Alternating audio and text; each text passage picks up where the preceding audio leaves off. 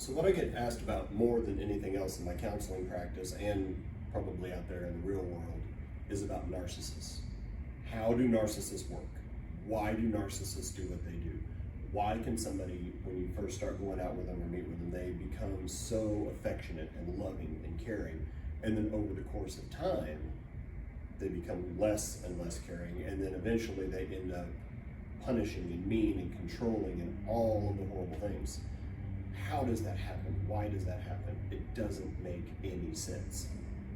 So I was at work this morning, I still do some IT work, and I was messing with the network cable. I was saying, there's kind of some parallels. So let me first explain how a network cable works. One second. So you've got the end of the cable, and then in there you've got the wires inside of the cable.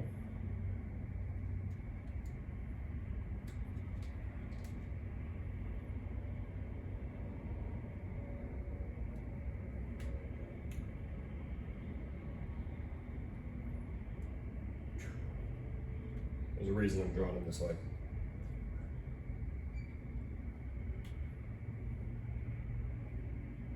And it appears my artistic skills are not what they should be. So let's just take this out. All right, so got a network cable. These two wires are send wires. These two wires, 3 and 6, are receive wires. Now, why is this important? Because if your send or receive wires are not plugged into the connector correctly, they won't work. You'll either be just sending but no data comes back, or you'll be just listening and nothing goes back out. Well, there's a lot of portions of our brain is made up of networks. There's a lot of portions of our brain that operate the exact same way. Let me show you. So if we take this out, in the example of OCD, you'll have prefrontal cortex here, and you'll have the nucleus accumbens here.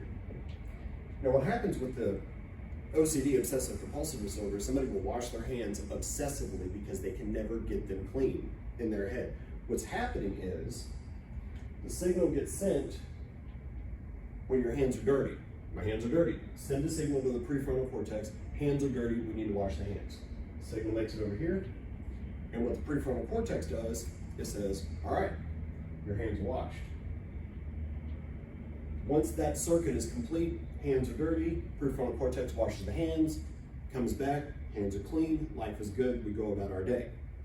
Now what happens with somebody with obsessive compulsive disorder is that this channel is broken.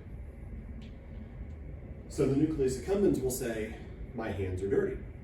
Tell the prefrontal cortex, wash our hands. Prefrontal cortex washes the hands, the signal can't make it back. So the nucleus accumbens says, why are you not washing the hands? Prefrontal cortex is like, totally wash your hands. So this is the problem with OCD. Now, where I see the parallel in narcissism is that if you have two people,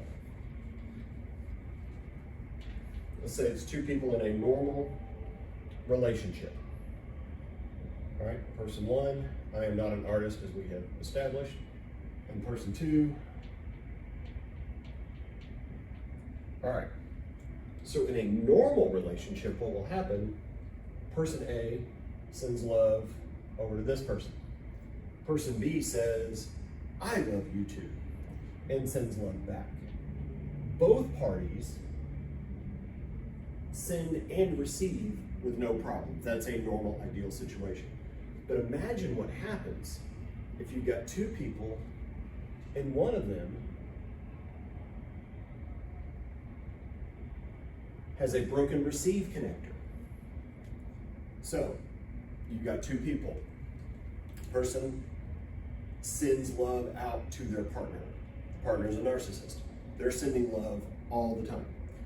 The narcissist can't see it. So what happens is the narcissist in the beginning of the relationship, the narcissist is doing the same thing. The narcissist is sending love. I mean, just overpowering with love, doing all the wonderful things, actually going above and beyond and really just trying incredibly hard to win this person. The person receiving all this attention and affection is like, I hit the freaking jackpot. I've got the greatest guy or girl in the world, right? So they're reciprocating back. Thank you, I love you too. And but the narcissist can't see it, physically cannot see it. So no matter how much their partner sends back to them in love and caring and affection, the narcissist is like, I don't see it. Now, the natural inclination for both parties, especially the narcissist, and I'll explain why in a second, the natural inclination is to blame the sender. So the sender blames the sender. What am I doing? Why am I not doing enough? Why is nothing that I'm doing right? The receiver, the narcissist, is blaming the sender. Why? Because narcissists cannot see a flaw in themselves. Narcissism comes from a Greek mythological character named Narcissus. And what Narcissus did is he was a very beautiful man. He looked into a pool of water, saw his own reflection, and saw perfection, right? That's what narcissists do. They believe they are perfect. So by definition, if there's two people in a relationship and the narcissist is perfect, it's gotta be the other person's fault. And the whole time it's just their receive connector is not working properly or at all. And so what will happen over time is the narcissist says, I have done all of these things for you. I have given you this, I have given you that. And it could be just minimal stuff. But to the narcissist, it's a magnanimous gesture. Why do you not understand that I'm giving you all this stuff? I'm doing these things for you. Why can't you appreciate me? Why can't you love me? And the whole time it's just because they can't receive it in. The other thing with narcissists, and I think this is maybe a function of nature or nurture, we don't know. Narcissists are very, very sensitive to rejection. Rejection to them causes an incredible amount of panic. So because of that, they want to control the other person. That and the fact that they have given all this love to that other person and that other person has given them back, they need to be punished. So the narcissist will punish their partner. I have done this for you, I have done that for you, and you owe me. And so the partner becomes an indentured servant. Now, the partner of the narcissist, which I gotta come up with a word for, the partner of the narcissist agrees. Because why wouldn't they? All the evidence points to it's their fault. And they're convinced of that.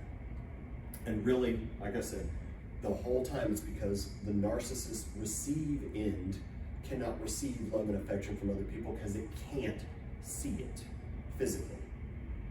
Anyway, that's what I got from a network cable this morning. So, I don't know. Let me know what you think. This is more brainstorming than anything else. I'm just coming up with ideas and I'm gonna throw it out there and see what you guys think. So anyway, let me know.